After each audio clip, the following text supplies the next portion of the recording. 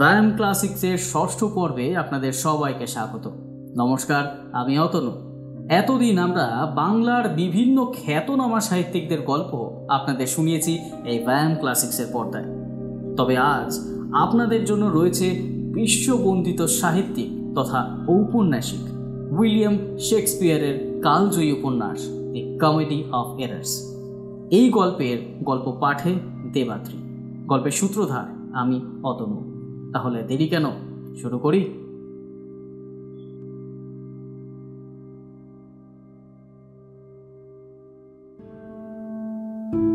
সিরাকিউজের প্রতিবেশী রাজ্য এফিসাস। বহুদিন ধরে এই দুটি রাজ্যের মধ্যে ঝগড়াঝাটি লেগেই আছে। এর ওপর কদিন আগে বাণিজ্যিক কারণে দুটি রাজ্যের মধ্যে মনোমালিন্য চরমে গিয়ে ঠেকেছে।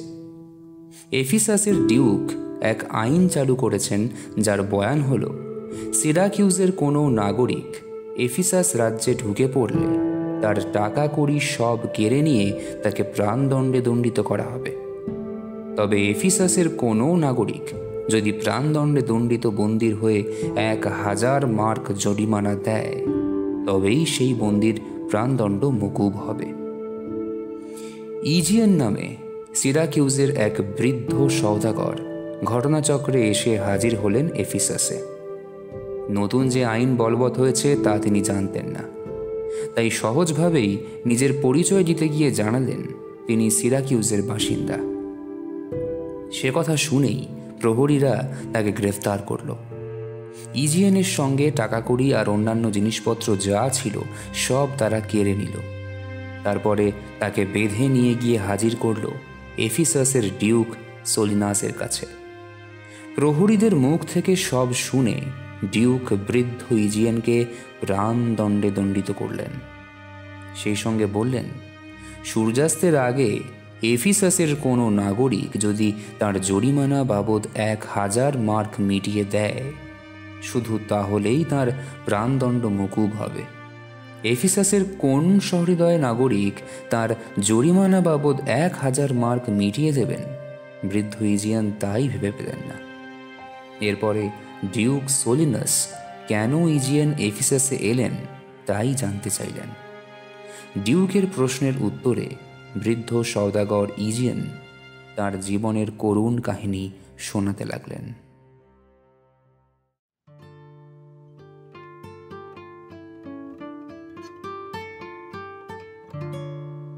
আমার জন্ম সিরাকিউজে, ইজিয়ান শুরু করলেন।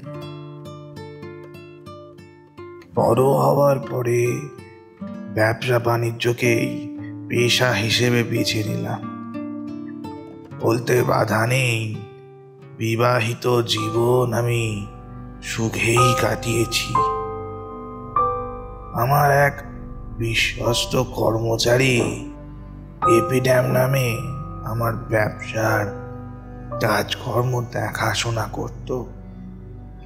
সে মারা যাবার পরে আর কাউকে ব্যবসা দেখাশোনার দায়িত্ব না দিয়ে আমি নিজেই সেখানে চলে এলাম।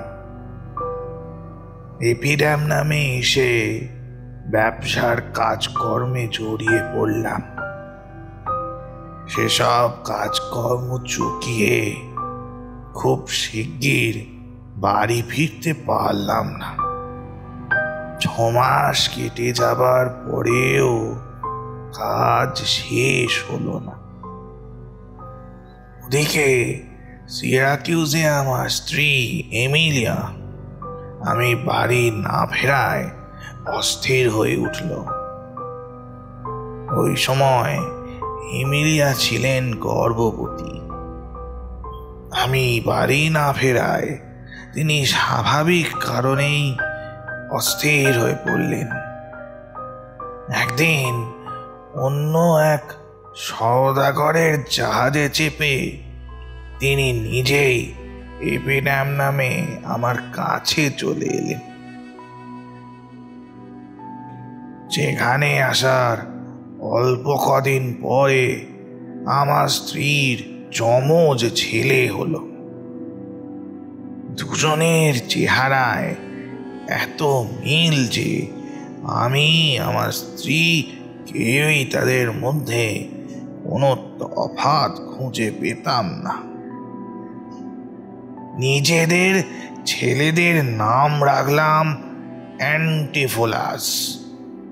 একজন বড় অ্যান্টিফোলাস, অন্যজন ছোট অ্যান্টিফোলাস। কিন্তু তাদের দুজনের মধ্যে কে বড় আর কেই বা ছোট, এক এক সময় আমরা নিজেরাই বুঝে উঠতে পারতাম না।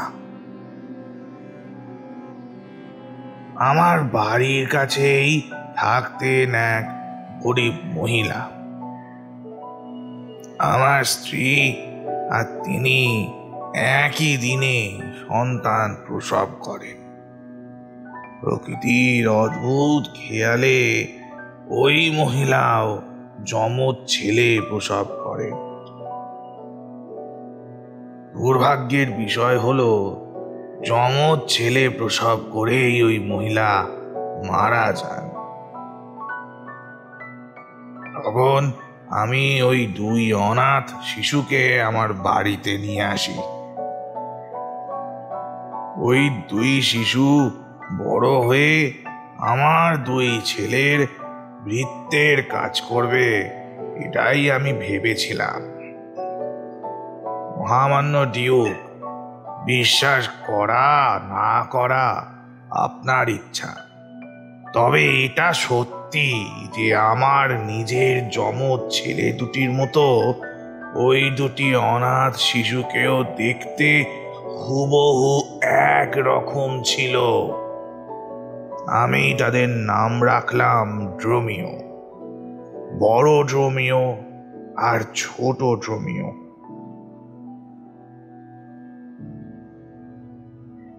কয়েক বছর এপিড্যামনামে কাটানোর পর স্ত্রী দেশে ফেরার জন্য আমায় তাগাদা দিতে লাগলেন। রোজই একই তাগাদা শুনতে শুনতে এক সময় আমিও দেশে ফিরে আসবো স্থির করলাম। স্ত্রী অ্যামেলিয়া, বড় অ্যান্টিফোলাস, ছোট অ্যান্টিফোলাস, বড় ড্রোমিও আর ছোট ড্রোমিওকে নিয়ে একদিন জাহাজে চেপে দেশের দিকে রওনা হলাম।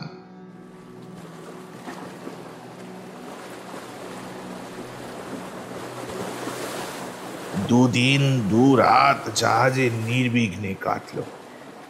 3 দিনের দিন দুপুর নাগাদ পরিস্থিতি জটিল হতে শুরু করলো। নীল আকাশের এক কোণে দেখা দিল এক ফালি ঘন কালো মেঘ। দেখতে দেখতে অল্প কিছুক্ষণের মধ্যে সেই এক ফালি মেঘ গোটা আকাশে ছেয়ে ফেলল। সেই সঙ্গে শুরু হলো প্রচন্ড ঝড় বৃষ্টির তাণ্ডব। প্রতি মুহূর্তে মনে হতে লাগলো আমাদের জাহাজটা ভেঙে ঘুরিয়ে দিতে প্রকৃতি যেন দৃঢ় প্রতিজ্ঞ। প্রকৃতির সেই ভয়াবহ চেহারা দেখে জাহাজের ক্যাপ্টেন আর মাঝি মল্লারা সবাই যে যার প্রাণ বাঁচাতে ছোট ছোট নৌকা জলে নামিয়ে যেদিকে পারল পালিয়ে গেল। আমাদের কথা কেউ একবারও ভাবল না। সমুদ্রের বড় বড় ঢেউ আছড়ে পড়তে লাগলো জাহাজের গায়ে। সেই আঘাতে জাহাজ ভেঙে পড়ে আর কি। কয়েক মুহূর্ত কি করব ভেবে পেলাম না। জাহাজের পাটাতনের এক করে রাখা একটা বাড়তি মাস্তুল চোখে পড়তে মাথায় একটা বুদ্ধি গেল। তার একদিকে আমার স্ত্রী এমিলিয়া, ছোট অ্যান্টিফোলাস আর ছোট ড্রোমিওকে শক্ত করে বাঁধলাম। উত্তাল সাগরের বুকে আমরা লক্ষ্যহীনভাবে ভেসে চললাম। ঝড় যখন কিছুটা থিতিয়ে এসেছে, ঠিক সেই সময় ঘটলো এক অভাবনীয় ঘটনা। জলের নিচে ডুবে থাকা এক পাহাড়ের ধাক্কায় আমাদের মাস্তুলটা মাঝখান থেকে ভেঙে 2 টুকরো হয়ে গেল। চোখের পলকে স্ত্রী, ছোট অ্যান্টিফোলাস আর ছোট ড্রোমিওর কাছ থেকে আমরা বিচ্ছিন্ন হয়ে গেলাম। আমার চোখের সামনে তাদের তিনজনকে নিয়ে ভাঙা মাস্তুলখানা ভেসে চলল উল্টো দিকে। অসহায়ভাবে সেদিকে তাকিয়ে রইলাম।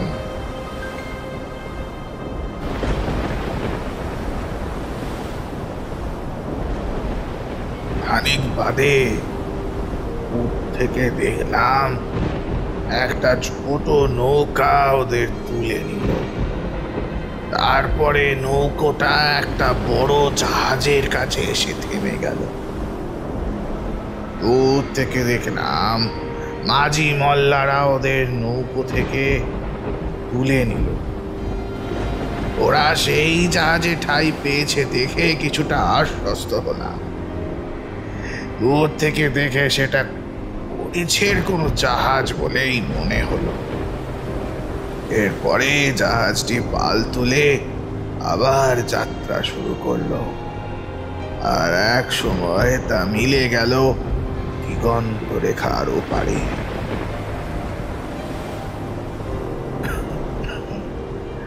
ঈশ্বরের কৃপায় আমাদের আর বেশিক্ষণ ভাসতে হলো না। কিছুক্ষণ পরে ভাসতে ভাসতে আমরা অন্য একটি জাহাজের কাছে এলাম। এই জাহাজের মাল্লারাও দেখতে পেয়ে নৌকো নামিয়ে আমাদের তুলে নিল। ঝড় বৃষ্টি থামবার পরে তারা আমাদের পৌঁছে দিল সিরাকিউজ বন্দরে। মহামান্য ডিউক, সেই থেকে আমি আমার স্ত্রী এমিলিয়া আর সেই হারানো শিশু দুটিকে খুঁজে বেড়াচ্ছি, কিন্তু আজ পর্যন্ত তাদের দেখা পাইনি।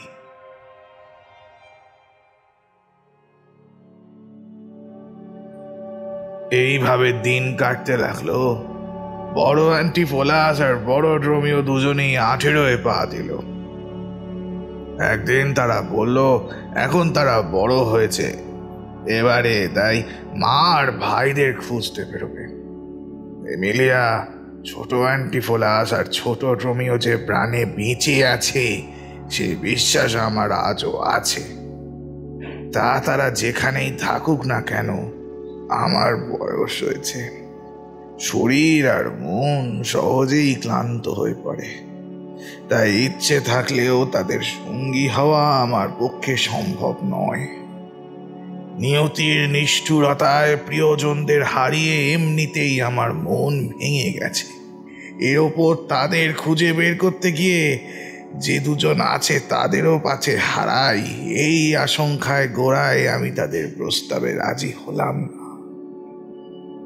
কিন্তু বড় অ্যান্টিফোলাস আর বড় ড্রোমিও দুজনেই তখন অভিযানে বেরোবার নেশায় টকবক করে ফুটছে।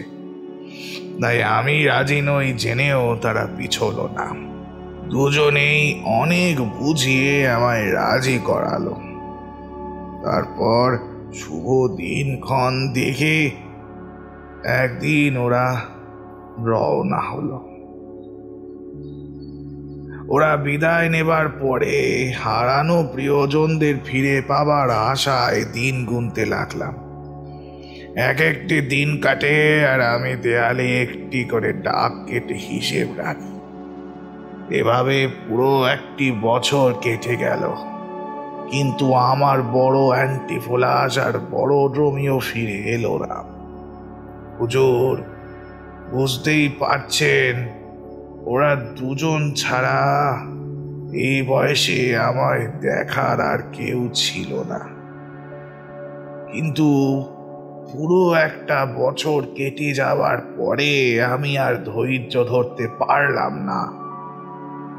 মনে হলো ওদের এভাবে অনুমতি দেওয়া আমার উচিত হয়নি। যা হবার হবে ভেবে ওদের খুঁজতে এবার আমিও জাহাজে চেপে রওনা দিলাম। এশিয়ার ইউরোপের দেশে দেশে বন্দরে বন্দরে পাগলের মতো খুঁজে বেড়ালাম, কিন্তু কোথাও ওদের হদিশ পেলাম না। এক সময় হতাশ হয়ে দেশে ফিরে আসবো এই ভেবে আবার জাহাজে উঠলাম। মাঝপথে কি ভেবে যে এই এফিসাস বন্দরে নেমে পড়লাম তা আজও ভেবে পাচ্ছি না। এমন এক সাংঘাতিক আইন যে এখানে চালু হয়েছে তা তখনও জানি না। বন্দর পেরিয়ে শহরের ভেতর পা দিতেই রক্ষীদের নজরে পড়ে গেলাম। সিরাকিউজের বাসিন্দা শুনেই তারা আমায় গ্রেপ্তার করলো। হাত করা পরিয়ে ওরা এনে হাজির করলো আপনার দরবারে। তারপর যা ঘটেছে সবই তো আপনি জানেন মহামান্য ডিউক।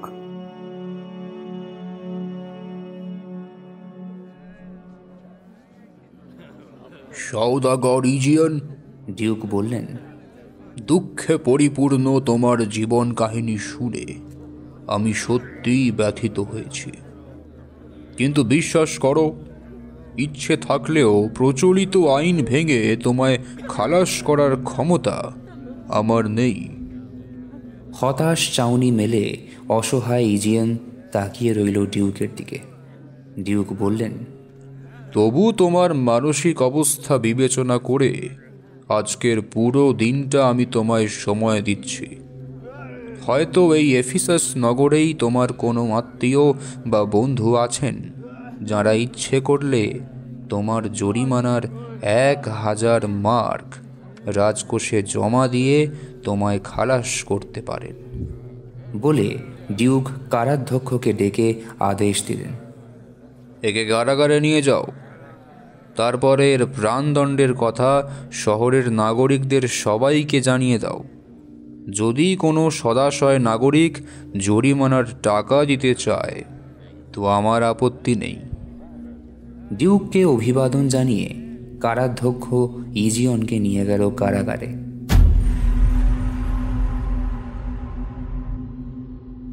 এবার অতীতের দিকে একবার তাকানো যাক।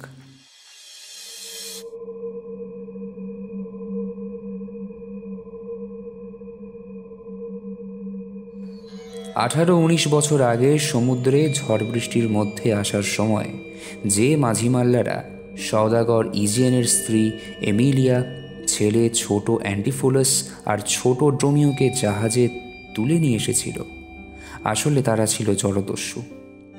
এফিসাস বন্দরে পৌঁছে তারা এমিলিয়াকে জাহাজ থেকে তাড়িয়ে দিল। তারপরে ছোট অ্যান্টিফোলাস আর ছোট ড্রোমিওকে এক ধনী যোদ্ধার কাছে মোটা দামে বিক্রি করল। এই যোদ্ধা ছিলেন এফিসাসের ডিউকের ঘনিষ্ঠ আত্মীয়। একদিন আত্মীয়ের বাড়িতে বেড়াতে এসে ডিউক সেই শিশু দুটিকে দেখতে পেলেন। প্রথম দর্শনেই শিশু দুটির ওপর তার মায়া পড়ে গেল। আত্মীয়টি যে দামে তাদের কিনেছিলেন তার চেয়ে বেশি দাম দিয়ে ডিউক তাদের কিনে নিজের প্রাসাদে এনে মানুষ করতে লাগলেন। ডিউকের প্রাসাদে তারা লেখাপড়া শিখতে লাগলো, পাশাপাশি শিখতে লাগলো মল্লবিদ্যা। শিশু দুটি একটু বড় হয়ে ওঠার পরে ডিউক তাদের যুদ্ধবিদ্যাও শেখালেন। অল্প কয়েকদিনের মধ্যে ছোট অ্যান্টিফোলাস যুদ্ধবিদ্যায় প্রশংসনীয় দক্ষতা অর্জন করল।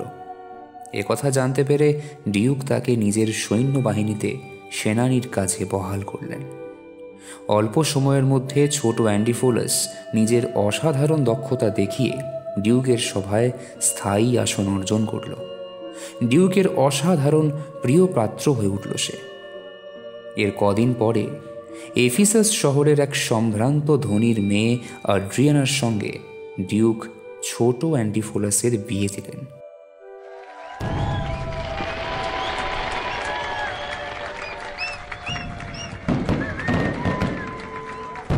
আড্রিয়ানা যেমন রূপসী তেমনই গুণবতী। বিয়েতে ছোট অ্যান্টিফোলাসকে তার শ্বশুর একটি সুন্দর বাড়িও উপহার দিলেন। আড্রিয়ানা নিজের অবিবাহিত ছোট বোন লুসিয়েনকে নিজের কাছে এনে রাখল। স্বামী কাজকর্মের তাগিদে যখন বাইরে থাকে সে সময়টুকু লুসিয়েন তার বড় বোনকে সঙ্গ দেয়, ঘরদোর গোছগাছ করার কাজে সাহায্য করে। লুসিয়ানাও তার বড় বোন আড্রিয়ানার মতোই অসামান্য রূপবতী। বউ আর রূপবতী শ্যালিকাকে নিয়ে অপার সুখ স্বাচ্ছন্দ্যে ছোট অ্যান্টিফোলাসের দিন কাটলেও এতটুকু সুখ নেই তার মনে। মায়ের জন্য সব সময় তার মন কাঁদে। তার কথা মনে পড়লেই সে কেমন আনমনা হয়ে যায়। নিয়তির বিধান বড় অদ্ভুত। এফিসাসের কারাগারে প্রাণদণ্ডে দণ্ডিত বৃদ্ধ সওদাগর ইজিয়ান জানেন না যে তাঁর ছেলে ছোট অ্যান্টিফোলাস আর পালিত পুত্র ছোট ড্রোমিও ওই শহরেরই এক প্রান্তে রাজার হালে দিন কাটাচ্ছে। নিয়তির বিধান সত্যিই বিচিত্র। ডিউকের আদেশে কারাধ্যক্ষ বৃদ্ধ সওদাগর ইজিয়ানকে কারাগারে নিয়ে যাবার অল্প কিছুক্ষণ পরে এফিসাস বন্দরে একটি জাহাজ এসে ভিড়ল।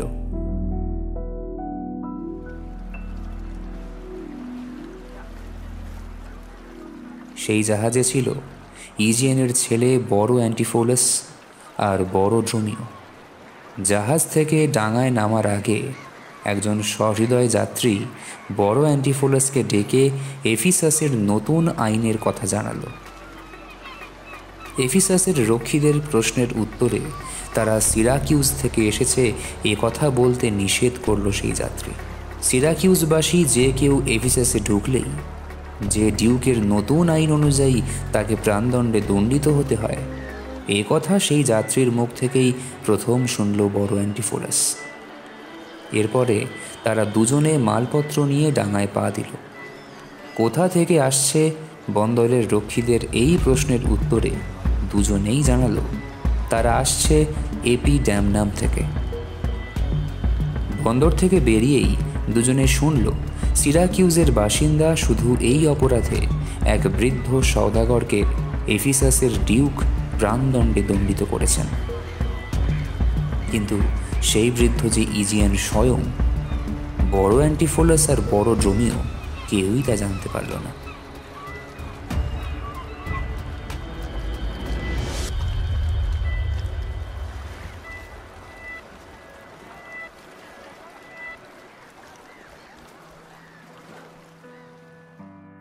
সম্পর্ক মনিব আর ভৃত্যের ঠিকই, কিন্তু তা হলেও এক এক সময় বড় অ্যান্টিফোলাস আর বড় ড্রোমিও দুজনেই অন্তরঙ্গ বন্ধুর মতো একে অপরের সঙ্গে সহজভাবে কথা বলে। মনিবের মন খারাপ হয়েছে টের পেলে ভৃত্য বড় ড্রোমিও হাসি ঠাট্টা করে তাকে চাঙ্গা করে তোলে। এফিসাস শহরে কদিন থাকতে হবে ঠিক নেই, তাই এবার থাকা খাবার নিশ্চিত ব্যবস্থা করতে ব্যস্ত হয়ে পড়ল বড় অ্যান্টিফোলাস। জাহাজের সহৃদয় যাত্রীটির মুখে সে শুনেছিল এখানকার সবচেয়ে ভালো হোটেলের নাম সেন্টার হোটেল। সেন্টার হোটেলে ওঠার ব্যবস্থা করতে সে তখনই বড় ড্রোমিওকে পাঠালো। জমা রাখার জন্য প্রয়োজনীয় টাকা কড়িও তাকে দিল। বড় ড্রোমিও সেন্টার হোটেলের দিকে রওনা হবার পরে মা ভাইয়ের হদিশ যদি পাওয়া যায় এই আশায় কাছাকাছি দু একটা পথে ঘুরে বেড়ালো বড় অ্যান্টিফোলাস। মা ভাইয়ের হদিশ না পেয়ে তার মন খারাপ হলো। দেশে ফিরে বাবাকে কি বলবে আনমনা হয়ে তাই ভাবতে লাগলো সে। ঠিক তখনই বড় ড্রোমিওকে দেখতে পেয়ে সে অবাক হলো। বড় অ্যান্টিফোলাস বলল, কিরে, এত শিগগির ফিরে এলি কি করে? হোটেলের খাতায় আমাদের নাম লিখিয়ে টাকা জমা দিয়েছিস তো? হ্যাঁ, আমরা এপি ড্যামনাম থেকে এসেছি এ কথা লিখেছিস তো? এসব কি বলছেন?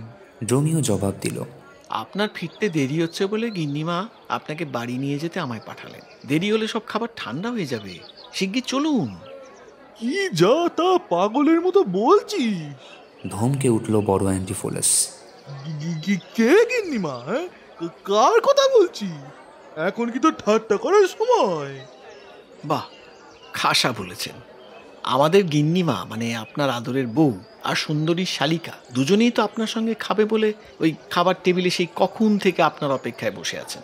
ওরাও তো মানুষ, খিদে তেষ্টা আপনার মতো ওদেরও আছে, তা ভুলে যাচ্ছেন কেন? এই বেটা, ধমকে উঠল বড় অ্যান্টিফোলাস। এখানে এসে তোর আহ্লাদ বেড়েছে তাই না? আমি বিয়ে কবে করলাম যে আমার পথ চেয়ে আমার বউ আর শালিকা বসে থাকবে?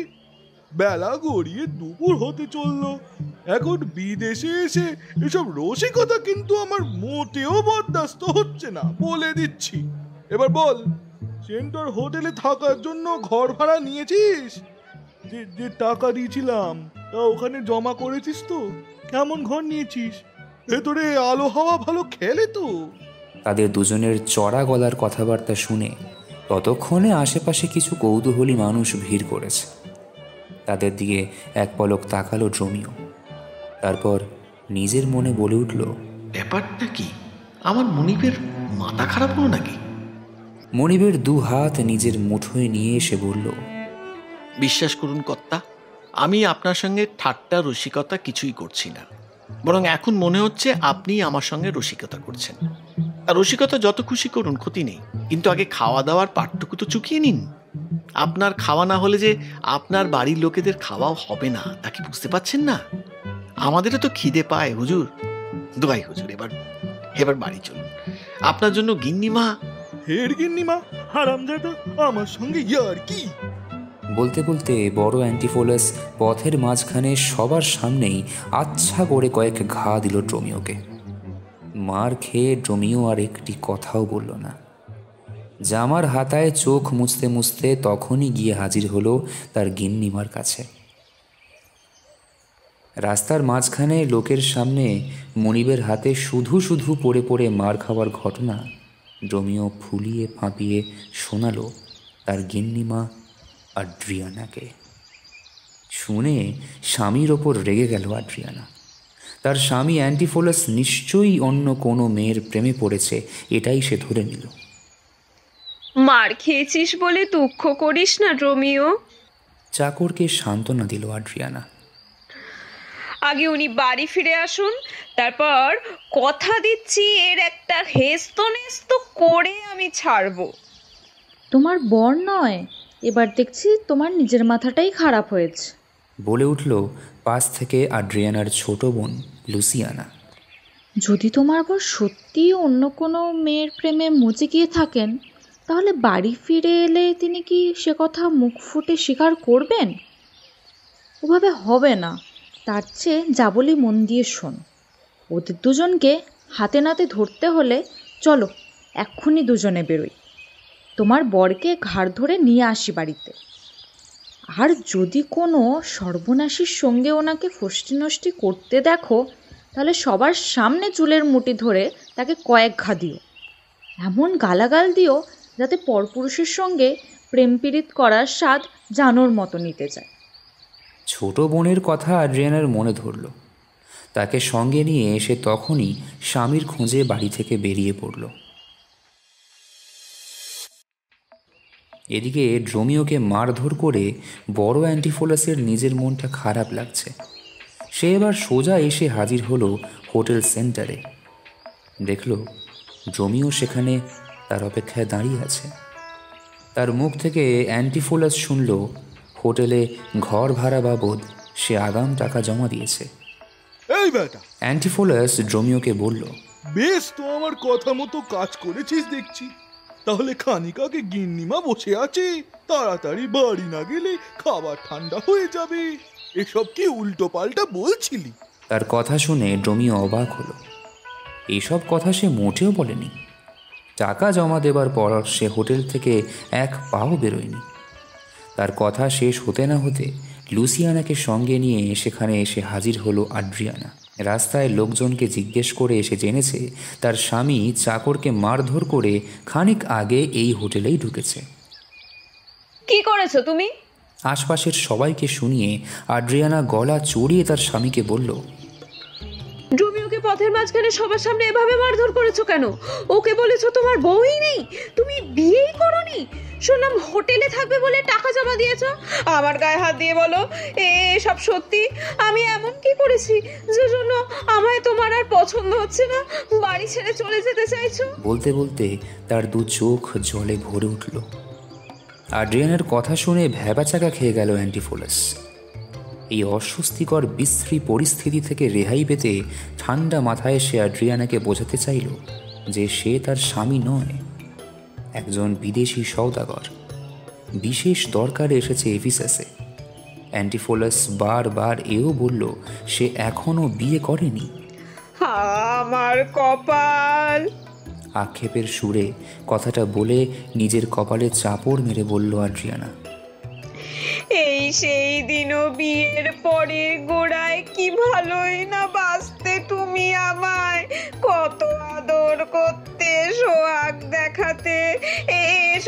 কদিন আগের ঘটনা, আর আজ বলছো তোমার বিয়েই হয়নি। নিশ্চয়ই কোনো মেয়ে মানুষের নজর পড়েছে তোমার উপর, তাই আমায় আজ এভাবে না চেনার ভান করছো। পুরুষ মানুষের স্বভাব এমনই, কখনকার প্রেমে মজবে, কখনকার চোখের চাউনি মনে ধরবে, তা তো সে নিজেই জানে না। আমার হাল একবার দেখো লুসি। ছোট বোনকে বলল আড্রিয়ানা। যে মেয়ে মানুষ স্বামীর ভালোবাসা পায় না, তার মতো কপাল পোড়া অভাগী দুনিয়ায় আর কি আছে?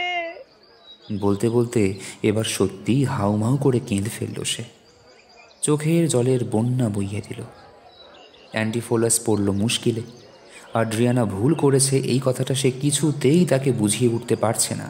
সে যত বোঝায় আড্রিয়ানার কান্নাকাটি ততই বেড়ে যায়।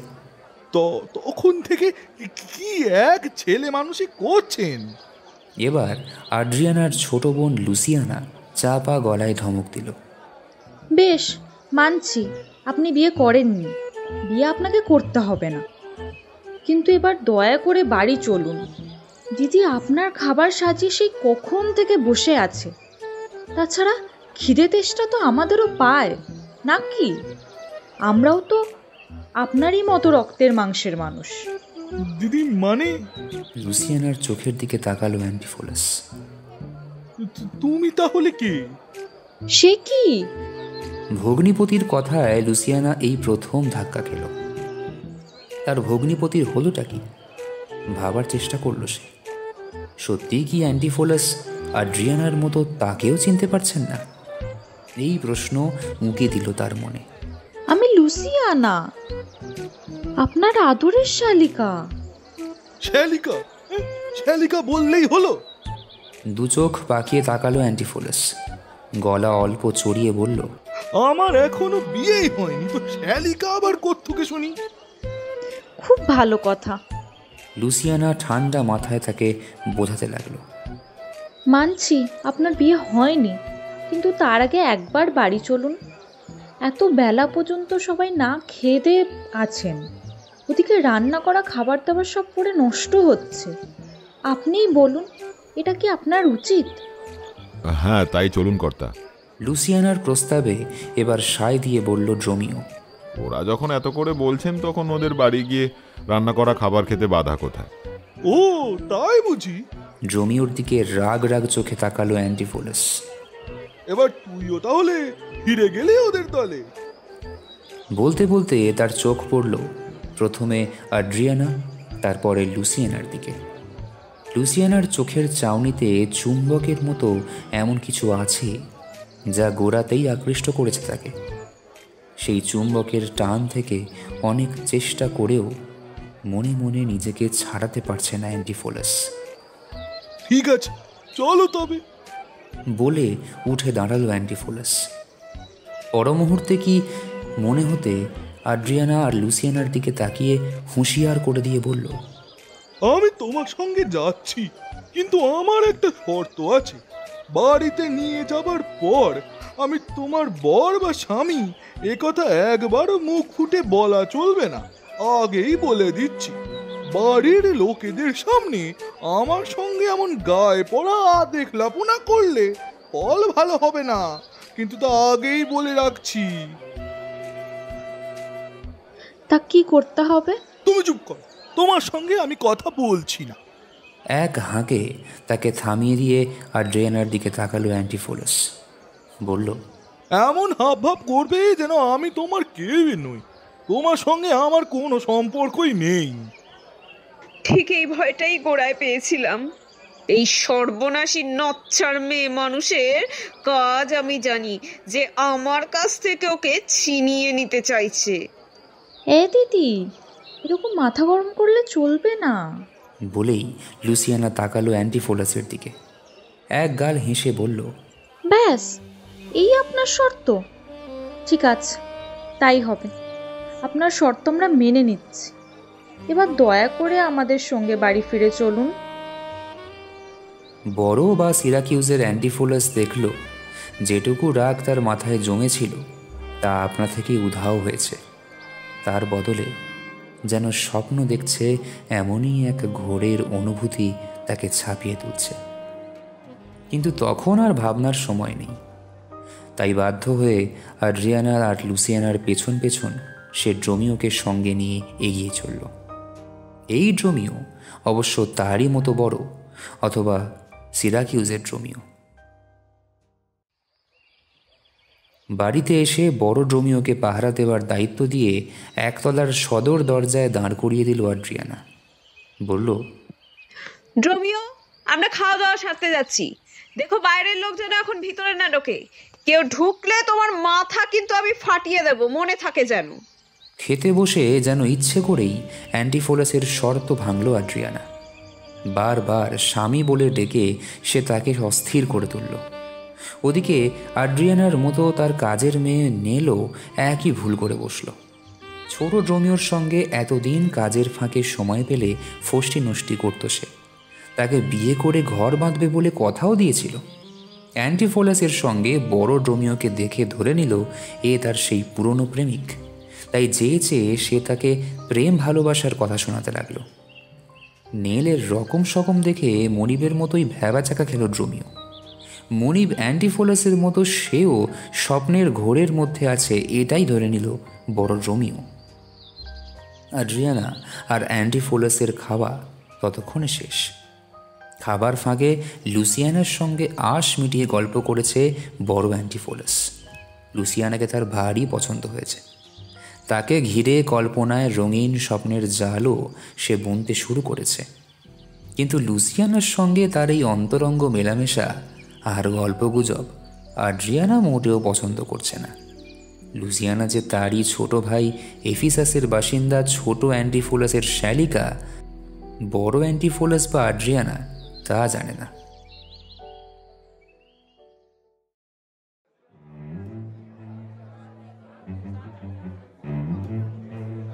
খানিক বাদে ছোট ড্রোমিওকে সঙ্গে নিয়ে বাড়ি ফিরে এলো ছোট অ্যান্টিফোলাস। ছোট ড্রোমিওর কথা শুনে তার অবাক লাগছে। ড্রোমিও যা বলছে তাতে তার সারমর্ম হলো খানিক আগে সে তাকে তাড়াতাড়ি বাড়ি ফেরার কথা বলেছিল। এও বলেছিল যে তার বউ আর শ্যালিকা খাবার গরম করে তার পথ চেয়ে বসে আছে। কিন্তু সে কথা শুনেই অ্যান্টিফোলাস তাকে বেধড়ক মারতে শুরু করে পথের মাঝখানে। মারতে মারতে আমি আবার কবে বিয়ে করলাম, আমার বউ আর শ্যালিকা এলো কোত্থেকে, এসব কথা বলেও তাকে ধমকেছে অ্যান্টিফোলাস। এসব কথা আমি তোকে বলেছি? ড্রোমিওর মুখে তার বিরুদ্ধে অভিযোগ শুনে তেড়ে উঠেছিল ছোট অ্যান্টিফোলাস। রেগে বলেছিল, আমি তোকে মেরেছি? আমি বলেছি যে আমার বউ নেই, আমি হোটেলে থাকবো, খাবো? আবার বলছি এসব বলা বা তোকে মারধর করার এ দুটোর কোনোটাই আমি করিনি। তারপরেও যদি বলিস যে আমি এসব করেছি তো বলবো মেরেছি, বেশ করেছি। তোর মতো মিথ্যেবাদী বেয়াদবকে মারতে মারতে মেরে ফেললে ঠিক কাজ করা হয়। ছোট ড্রোমিওকে ধমকাতে ধমকাতে ছোট অ্যান্টিফোলাস বাড়ি ফিরে এলো। বাড়ির সদর দরজা তখন ভেতর থেকে বন্ধ। ছোট অ্যান্টিফোলাস বারবার দরজায় ধাক্কা দিল। বউ আর শ্যালিকার নাম ধরে চিঁচিয়ে ডাকাডাকি করল, গায়ের জোরে কড়া নাড়ল।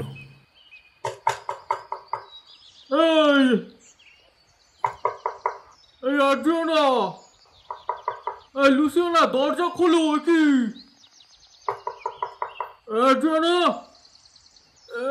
লুসিয়ানা, দরজা খোলো, আমি এসছি তো। কিন্তু ভেতর থেকে কেউ দরজা খুলল না। ছোট ড্রোমিও শেষকালে তার প্রেমিকা কাজের মেয়ে নেলের নাম ধরে ডাকাডাকি করল, কিন্তু তাতেও কোনো লাভ হলো না।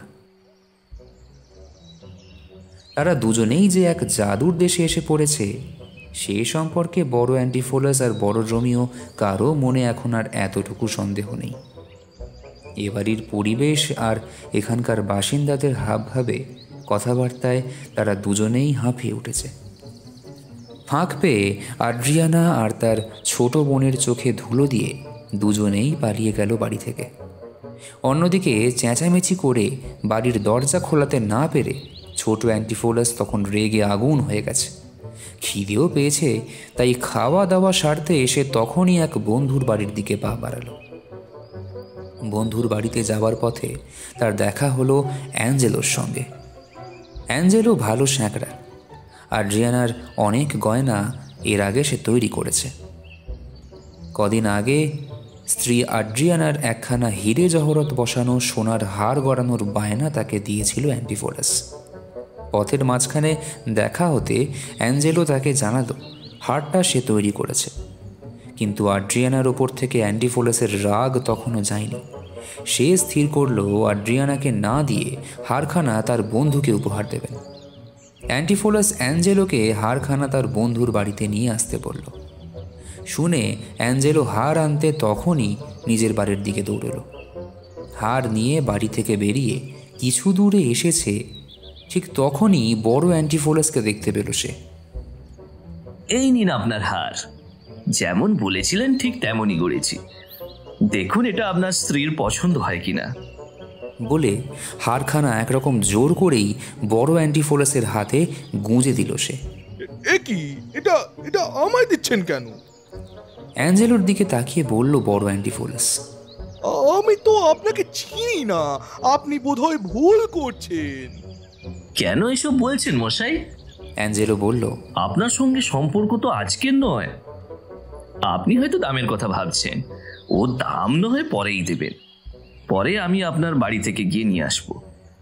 বলে স্বর্ণকার অ্যাঞ্জেলো অন্যদিকে এগোলো। পুরো ব্যাপারটা এত শিগগিরই ঘটে গেল যে বড় অ্যান্টিফোলাস স্বর্ণকার অ্যাঞ্জেলোকে কিছু বলার বা বাধা দেওয়ার সুযোগই পেল না।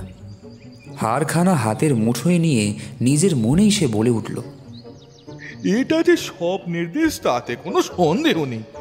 এখানকার বড় ঘরের মেয়ে বউরা অচেনা বিদেশিদের বাড়িতে নিয়ে গিয়ে পাশে বসিয়ে খাওয়ায়, স্বামী বলে আদর সোহাগ করে।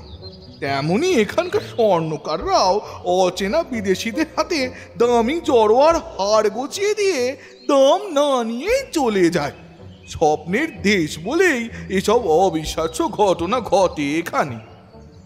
একই কথা বড় ড্রোমিও নিজেও ভাবছিল যে বাড়ির বউ খানিক আগে তার মনিবকে খাওয়াতে নিয়ে গেল, সে বাড়ির কাজের মেয়ে নেল এমন ব্যবহার করলো যেন তারা দুজনকে ভালোবাসে। নেল যে তাকে বিয়ে করতে তৈরি আছে তাও তো নিজে মুখেই বড় ড্রোমিওকে বলল সে। ঢের হয়েছে ড্রোমিও, আবার কিছু ঘটার আগেই আমাদের এ দেশ ছেড়ে পালাতে হবে। তুই এক কাজ কর, দেরি না করে এক্ষুনি জাহাজ ঘাটায় চলে যা। খানিক বাদে যে জাহাজ ছাড়বে সে জাহাজ যেদিকে যাক না কেন তাতে আমাদের পাড়ি দেবার ব্যবস্থা করে আয়। তুই ফিরে এলে তারপর সেন্টর হোটেল থেকে আমাদের মালপত্র টাকা করে সব তুলে নিয়ে জাহাজে চাপতে হবে। এদেশে থাকলে এরপর হয়তো আমাদের জেলে যেতে হবে। চল চল, পালিয়ে প্রাণ বাঁচাই। স্বর্ণকার অ্যাঞ্জেলো বাড়ি ফিরে দেখে একজন পাওনাদার টাকা আদায় করবে বলে তার অপেক্ষায় বসে আছে। খানিক আগে অ্যান্টিফোলাসকে যে হারখানা দিয়েছে তার দাম তখনও আদায় করা হয়নি। হারের দাম আদায় করে তাই দিয়ে পাওনা মেটাবে স্থির করে অ্যাঞ্জেলো পাওনাদারকে অপেক্ষা করতে বলে তখনই বেরিয়ে পড়ল। বাড়ি থেকে বেরিয়ে কিছু দূর যেতেই ছোট অ্যান্টিফোলাসের সঙ্গে তার দেখা হলো। বন্ধুর বাড়িতে খাওয়া দাওয়া সেরে সেও তখন সবে বেরিয়েছে। অ্যাঞ্জেলো ছোট অ্যান্টিফোলাসের কাছে হারের দাম চাইল। অ্যাঞ্জেলো বলল, এই যে অ্যান্টিফোলাস মশাই, আপনার কাছেই যাচ্ছিলাম। কেন, আমার কাছে কি? ব্যাপার আঁচ করতে না পেরে জানতে চাইল ছোট অ্যান্টিফোলাস। আগে বাড়ি ফিরে দেখি এক বেটা পাওনাদার বসে আছে, টাকা না নিয়ে সে বেটা এক পাও নড়বে না বলছে। এখন আপনি যে হারখানা আমায় গড়তে দিয়েছিলেন তার দামটা যদি দিয়ে দেন তাহলে আমার পাওনাদারের টাকাটা মিটিয়ে দিতে পারি। না দেখো, এই দাম তুমি নিশ্চয়ই পাবে অ্যাঞ্জেলো, কিন্তু তার আগে হারখানা আমায় দাও, তবে তো দামটা দেব। জিনিসটা দেওয়ার আগেই তার দাম চাইছো, কিরকম কথা? চাইলেই বা আমি তার দাম দিয়ে দেবো এমন ধারা তোমার মনে হলো কি করে? সে কি? ছোট অ্যান্টিফোলাসের কথা শুনে অবাক হলো অ্যাঞ্জেলো। দু চোখ কপালে তুলে বলল, এসব কি বলছেন আপনি? এই তো খানিক আগে আমি নিজে পথের মাঝখানে হারখানা দিলাম আপনার হাতে। ও, তা হারখানা আমার হাতে দিলে? হ্যাঁ? রেগে দু চোখ পাকালো ছোট অ্যান্টিফোলাস। তাও আবার পথের মাঝখানে? হারখানা নিয়ে আমি তোমায় আমার বন্ধুর বাড়িতে যেতে বললাম, কিন্তু তুমি সেখানে যাওনি। তারপরে এই আবার তোমার সঙ্গে দেখা। তুমি মিথ্যা বলছো অ্যাঞ্জেলো। হারখানা তুমি মোটেই আমার হাতে দাওনি, না দিয়ে তুমি তার দাম চাইছো। কি? আমি মিথ্যে কথা বলছি? ছোট অ্যান্টিফোলাসকে ধমকে উঠল অ্যাঞ্জেলো। আপনার মতো নামি লোক এভাবে ঠকিয়ে একখানা হার হাতিয়ে নেবেন তা কি আমি আগে জানতাম? তাহলে নিশ্চয়ই হারের পুরো দাম আগাম নিয়ে তবে কাজে হাত দিতাম। খবরদার অ্যাঞ্জেলো, ভালো চাও তো মুখ সামলে কথা বলো। ধমকে উঠল ছোট অ্যান্টিফোলাস। আমাকে পথের মাঝখানে জানোই তাই বলে অপমান করার ফল তোমায় হাতে নাতে পাইয়ে দেবো বলে রাখলাম। থামুন মশাই, আপনার মতো একটা মিথ্যেবাদী জোচ্চোরের ধমকে আমি ভয় পাই না। এখনো সময় আছে, হারের দামটা দিয়ে দিন, নয়তো আমি আপনাকে ঘোল খাইয়ে ছাড়বো বলে দিচ্ছি। তাদের দুজনের ঝগড়ার মাঝখানে হাজির হলো সরকারি পেয়াদা। তাকে দেখে অ্যাঞ্জেলো ইশারায় ছোট অ্যান্টিফোলাসকে দেখিয়ে বলল, আমি এর ফরমায়েশ মতো একখানা হার তৈরি করে খানিক আগে এর হাতে দিয়েছি, কিন্তু এখন দাম দিতে চাইছে না। তুমি এখনই ওকে গ্রেপ্তার করে ডিউকের আদালতে নিয়ে গিয়ে হাজির করো। খানিক বাদে আমিও সেখানে যাচ্ছি। তখনকার দিনে এমন ঘটনা ঘটলে অভিযোগকারীর কাছ থেকে নির্দিষ্ট দক্ষিণা আদায় করে পেয়াদা যে কোনো লোককে গ্রেপ্তার করত। অ্যাঞ্জেলোর কাছ থেকে সরকারি দক্ষিণা আদায় করে সেও সঙ্গে সঙ্গে ছোট অ্যান্টিফোলাসকে গ্রেপ্তার করল। ছোট অ্যান্টিফোলাস দেখল পরিস্থিতি সত্যিই জটিল। খুব কাছের মানুষ বলে ডিউক তাকে স্নেহ করেন। এরপর তার আদালতে আসামি হয়ে হাজির হলে তার সঙ্গে সেই সম্পর্ক আর থাকবে না। এর ওপর অ্যাঞ্জেলোর আনা অভিযোগ শুনলে তার মান সম্মান, প্রতিপত্তি, এমনকি পদস্থ সেনানির চাকরি সবই হয়তো তাকে খোয়াতে হবে। ছোট রোমিও এতক্ষণ অবাক হয়ে অ্যাঞ্জেলোর সঙ্গে তার মনিবের কথা কাটাকাটি শুনছিল। অ্যাঞ্জেলোর কাছ থেকে মনিবকে হার নিতে সে নিজেও দেখেনি। এবার অ্যান্টিফোলাস স্বর্ণকার অ্যাঞ্জেলোর পাওনা টাকাটা আড্রিয়ানার কাছ থেকে নিয়ে আসতে বলল ড্রোমিওকে। ছোট ড্রোমিও সঙ্গে সঙ্গে ছুটে গেল মনিবের বাড়িতে। গিন্নিমা আড্রিয়ানাকে সব খুলে বলতেই সে আলমারি থেকে টাকা বের করে তাকে দিল। ছোট ড্রোমিও সেই টাকা সঙ্গে নিয়ে বেরিয়ে এলো। কিছু দূর যাওয়ার পরে বড় অ্যান্টিফোলাসের সঙ্গে তার দেখা হলো। মনিব পাওনা টাকা মিটিয়ে দেওয়ার আগেই কিভাবে পেয়াদার হাত থেকে খালাস পেল কিছুতেই বুঝে উঠতে পারল না ছোট ড্রোমিও। তবু দরকার হতে পারে আঁচ করে টাকা ভর্তি থলেটা তুলে দিল তার হাতে। বলল, গিন্নিমায় টাকা পাঠিয়েছেন। যে অচেনা মহিলা তাকে বাড়ি নিয়ে গিয়ে পাশে বসে খাইয়েছেন, তাকে স্বামী বলে ডেকে আদর সোহাগ করেছেন, এ টাকা তিনিই পাঠিয়েছেন তা বুঝতে বড় অ্যান্টিফোলাসের বাকি রইল না। একবার সে ভাবল টাকাটা মহিলাকে ফিরিয়ে দেবে, কিন্তু সঙ্গে সঙ্গে তার মনে হলো টাকাটা ফেরত দিতে গেলে আবার হয়তো নতুন করে কোনো ঝামেলা বাঁধবে। তাই টাকা সমেত থলেটা সে পকেটে গুঁজল। তারপরে ছোট ড্রোমিওকে বলল, হাতে সময় আর বেশি নেই, এই বেলা সেন্টর হোটেলে চলে যা, ওখানে থাকার জন্য যে আগাম টাকা জমা দিয়েছিস সেটা তুলে আন। তারপরে আমাদের মালপত্র যা ওখানে পড়ে আছে সব নিয়ে এখনই জাহাজ ঘাটায় চলে আয়, খানিক বাদেই জাহাজ ছাড়বে। সেন্টার হোটেল থেকে মালপত্র নিয়ে জাহাজে উঠতে হবে? আবার সেই হোটেলের কথা। তার মনিবের মাথা যে সত্যিই খারাপ হয়ে গেছে এই বিষয়ে ছোট রোমিওর আর মনে আর কোনো সন্দেহ রইল না। হোটেল যাবার নাম করে সে তখনই ফিরে এলো আড্রিয়ানার কাছে। মনিব যা যা বলেছেন সব খুলে বলল। স্বামীর মাথা যে সত্যিই খারাপ হয়েছে এই বিষয়ে ছোট রোমিওর মতো আড্রিয়ানা আর লুসিয়ানার মনেও সন্দেহ রইল না। লুসিয়ানাকে সঙ্গে নিয়ে আড্রিয়ানা তখনই স্বামীর খোঁজে বেরিয়ে পড়ল বাড়ি থেকে। কিছু দূর যেতেই আড্রিয়ানা দেখল সরকারি পেয়াদা তার স্বামীকে বেঁধে নিয়ে যাচ্ছে। স্বামীকে ওই রকম অসহায় অবস্থায় দেখে আড্রিয়ানার চোখে জল এলো। সে তখনই তার কাছে গিয়ে হাজির হলো। তাকে দেখে রাগে জ্বলে উঠল ছোট অ্যান্টিফোলাস। বলল, মুখে যা এলো তাই বলে গালিগালাজ করে বলল, হ্যাঁ, খিদে আমার পেট জ্বলে যাচ্ছে। সে অবস্থায় বাড়ির বাইরে থেকে বারবার ডাকাডাকি করা সত্ত্বেও তুমি আমায় বাড়ি ঢুকতে দাওনি। হ্যাঁ, এমনকি আমার গ্রেপ্তারের খবর শুনেও আমায় ছাড়িয়ে আনতে জরিমানার টাকা পর্যন্ত পাঠাওনি। এরপরে তুমি কি করে নিজেকে আমার স্ত্রী বলে দাবি করো? হ্যাঁ, মরার পরে জাহান্নামেও তোমার জায়গা হবে না। দাঁড়াও, তোমার ব্যবস্থা আমি করছি। দুঃখের কাছে নালিশ করে আমি তোমার শায়েস্তা করছি। নিজের পাশে বসিয়ে খাওয়ানোর পরেও স্বামী কি করে এই অভিযোগ করছেন তা ভেবে পেল না আদ্রিয়ানা। খানিক আগে জরিমানার টাকা সে নিজে হাতে আলমারি থেকে খুলে দিয়েছে ড্রোমিওকে। ড্রোমিও বলেছে সে টাকা সে থলে সমেত তুলে দিয়েছে মনিবের হাতে। তাহলে স্বামীর মাথা সুস্থ নেই, তিনি পাগল হয়ে গেছেন, এ সম্পর্কে নিশ্চিত হলো আদ্রিয়ানা আর লুসিয়ানা দুজনেই। এখন সবার আগে তার স্বামীকে পেয়াদার হাত থেকে ছাড়িয়ে বাড়ি নিয়ে যেতে হবে। তার স্বামীকে বাড়িতে পৌঁছে দিলে জরিমানার টাকা মিটিয়ে দেবে বলে সরকারি পেয়াদাকে কথা দিল আদ্রিয়ানা। সরকারি পেয়াদার মুখ থেকেই শুনল স্বর্ণকার অ্যাঞ্জেলো তার স্বামীকে একটা হার দিয়েছে খানিক আগে, কিন্তু এখন তার স্বামী হারের দাম দিতে চাইছে না। এও বলেছে যে অ্যাঞ্জেলো আদৌ তার হাতে হার দেয়নি। এরপরে তারা একে অপরকে গালিগালাজ করতে শুরু করে। সরকারি পেয়াদা জানালো ওই সময়ে সে সেখান দিয়ে যাচ্ছিল। অ্যাঞ্জেলো তাকে ডেকে সব বলল। নির্দিষ্ট সরকারি দক্ষিণা দিয়ে ছোট অ্যান্টিফোলাসকে গ্রেফতার করতে বলল। অ্যাঞ্জেলোর অভিযোগ শুনে আর সরকারি দক্ষিণা পেয়ে পেয়াদা ছোট অ্যান্টিফোলাসকে গ্রেফতার করেছে।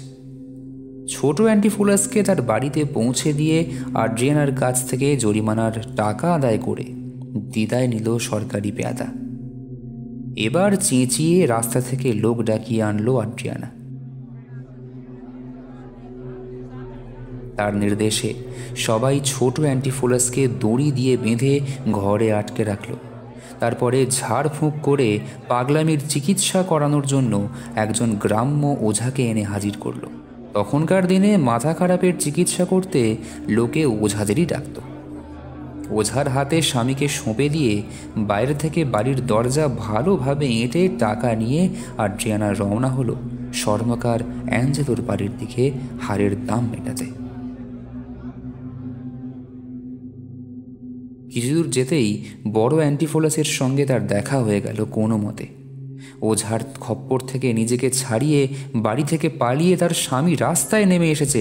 বড় অ্যান্টিফোলাসকে দেখে এটাই ধরে নিল আদ্রিয়ানা। বড় অ্যান্টিফোলাসকে দেখে তখন পাগল বলেই মনে হচ্ছে। মাথার চুল এলোমেলো, হাতের মুঠোয় খোলা তলোয়ার, দু চোখে হিংস্র উন্মাদের চাহনি। তাকে তাড়া করে চলেছে কম করে শতখানেক মানুষের এক জনতা। আসলে অ্যান্টিফোলাসের মাথা খারাপ হয়ে গেছে এ খবর ততক্ষণে চারিদিকে রটে গেছে, তাই সবাই তাকে ধরে বাড়িতে ফিরিয়ে নিয়ে যাবে বলে তার পিছু নিয়েছে। আদ্রিয়ানা দেখল বড় ড্রোমিওর হাতেও খোলা তলোয়ার। সেই তলোয়ার উঁচিয়ে সে তার মনিবকে পাহারা দিয়ে নিয়ে যাচ্ছে, কাউকে ধারে কাছে ঘেঁষতে অবধি দিচ্ছে না। ওই দৃশ্য দেখে আদ্রিয়ানা তার স্বামীকে বাঁধবার জন্য উপস্থিত জনতার উদ্দেশ্যে চেঁচিয়ে মিনতি করতে লাগলো। বড় অ্যান্টিফোলাস দেখল এভাবে তলোয়ারের ভয় দেখিয়ে জনতাকে ঠেকিয়ে রাখা যাবে না। খানিক বাদেই তারা চারপাশ থেকে ঘিরে ধরবে তাকে, তারপর আদ্রিয়ানা যেমন চাইছে তেমনভাবেই বেঁধে ফেলবে দড়ি দিয়ে। এমন সময় সামনে একটা বাড়ি তার চোখে পড়ল।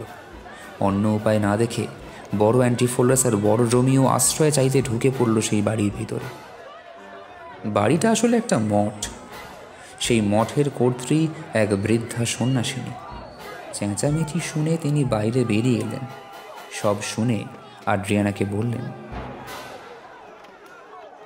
মঠে কেউ আশ্রয় নিলে তাকে জোর করে ধরে নিয়ে যাবার অধিকার তোমাদের কারোর নেই, তাই তোমরা এই মুহূর্তে চলে যাও এখান থেকে। কিন্তু কিন্তু যাদের মাথা খারাপ হয়েছে, আদ্রিয়ানা রেগে মেগে বলল, তাদের বেলায় নিয়ম খাটে না। আমার স্বামীর মাথা খারাপ হয়েছে, তাকে বাড়িতে নিয়ে গিয়ে আমি চিকিৎসা করাবো। ওঝা বাড়িতে বসে রয়েছে, ওকে বাড়ি নিয়ে গেলেই সে ঝাড়ফুঁক শুরু করবে। কিন্তু মঠের কর্ত্রী আদ্রিয়ানার কথা মানতে চাইলেন না। যে দুটি লোক আশ্রয় নিতে তার মঠে ঢুকেছে তারা কেউ পাগল নয়, এ তার দৃঢ় বিশ্বাস। মেয়েটি তার স্বামীর মাথা খারাপ বলে দাবি করছে ঠিকই, কিন্তু তার কোথাও ভুল হচ্ছে এটাই তার ধারণা। তাই তিনি কিছুতেই বড় অ্যান্টিফোলাসকে আড্রিয়ানার হাতে তুলে দিতে রাজি হলেন না। সন্ধে হয়ে আসছে। এফিসাসের মহামান্য ডিউক সোলিনাস বৃদ্ধ সওদাগর ইজিয়ানকে জরিমানার টাকা আদায় করার জন্য যে সময় দিয়েছিলেন তার মেয়াদ শেষ হয়ে আসছে। সূর্যাস্তের আগে জরিমানার টাকা আদায় না হলে ইজিয়ানের প্রাণদণ্ড কার্যকর হবে। কারাগার থেকে ইজিয়ানকে বের করে প্রহরীরা নিয়ে আসছে মঠের দিকে। প্রাণদণ্ড কার্যকর করার জায়গায় পৌঁছবার রাস্তাটা মঠের ঠিক পাশেই। জল্লাদ ইজিয়ানকে নিয়ে যাচ্ছে, তার ঠিক পেছনে আসছেন ডিউক একদল প্রহরী আর কর্মচারী নিয়ে। ঠিক তখনই মঠ থেকে বেরিয়ে এলো আড্রিয়ানা। মঠের কর্ত্রী তার পাগল স্বামীকে আটকে রেখেছেন বলে তার কাছে সে নালিশ করল। আড্রিয়ানার কথা শুনে ডিউক দুঃখ পেলেন। বাবারই কথা, কারণ আড্রিয়ানার স্বামী অ্যান্টিফোলাস তার সৈন্যদলের এক পদস্থ সেনানী। তার দরবারে সে নিয়মিত উপস্থিত থাকে। অ্যান্টিফোলাসের সঙ্গে তিনিই একদিন আড্রিয়ানার বিয়ে দিয়েছিলেন। মঠের কর্ত্রীকে ডেকে ডিউক বললেন, আপনার মঠে অ্যান্টিফোলাস নামে যিনি আশ্রয় নিয়েছেন তাকে একবার বাইরে নিয়ে আসুন।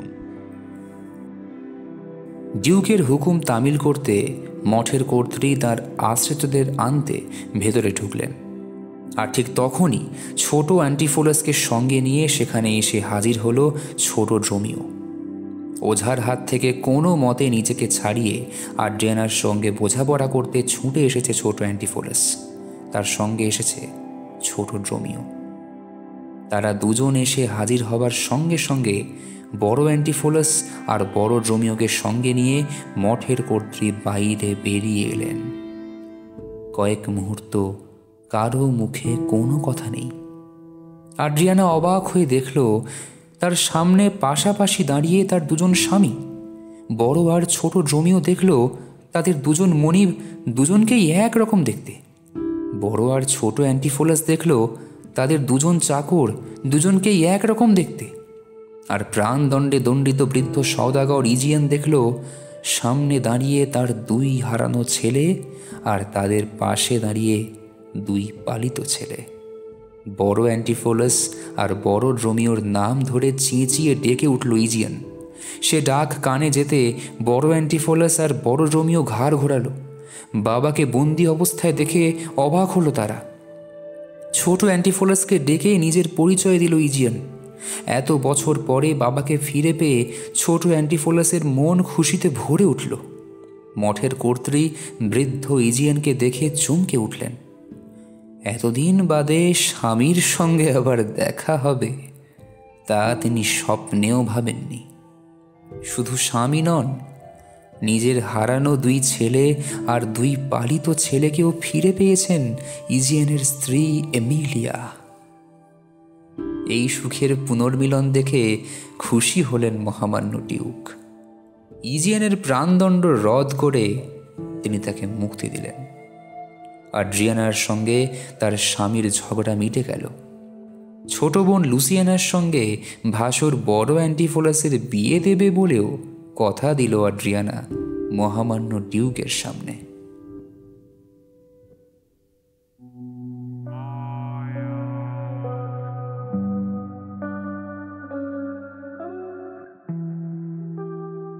এতক্ষণ শুনছিলেন কমেডি অফ এরার্স, রচনা উইলিয়াম শেক্সপিয়ার, গল্পের নাট্যরূপ HOS প্রোডাকশনস। এই গল্পে সোলিনাসের চরিত্রে দেবাদ্রি, বড় অ্যান্টিফোলাস ও ইজিয়ানের ভূমিকায় শুভম, বড় ও ছোট ড্রোমিও যথাক্রমে প্রসূন এবং রাজ। আড্রিয়ানার ভূমিকায় রয়েছেন রাজনন্দিনী, লুসিয়ানা ঋতুশ্রী, অ্যাঞ্জেলো অর্ণব, বৃদ্ধার চরিত্রে আছেন অন্বেষা। এই গল্পের সমগ্র পর্ব পরিচালনায় এবং শব্দগ্রহণে দেবাদ্রি এবং লিলি। ছোট অ্যান্টিফোলাসের ভূমিকায় ধনী পরিকল্পনা এবং আবহে আমি অতনু। এই গল্পের পোস্টার ডিজাইন করেছেন নীল। শেষ হলো আমাদের আজকের গল্প। নতুন বছরে আমরা সকলে পা দিচ্ছি। আশা করি বিগত বছরটি আপনাদের সকলের ভালো কেটেছে। এই বছরে নতুন উদ্যমে আমরা নিয়ে আসতে চলেছি একের পর এক গল্প। আমাদের পাশে থাকবেন ও খুব ভালো করে কাটাবেন এই বছরটি। সাবস্ক্রাইব করে রাখুন আমাদের চ্যানেল ভোকাল আর্ট ম্যানিয়াকে। আগামী দিনে আমরা আবারও ফিরব আরও এক নতুন নিবেদন নিয়ে। ততদিন ভালো থাকুন, পাশে থাকুন আর শুনতে থাকুন ভোকাল আর্ট ম্যানিয়া। ধন্যবাদ।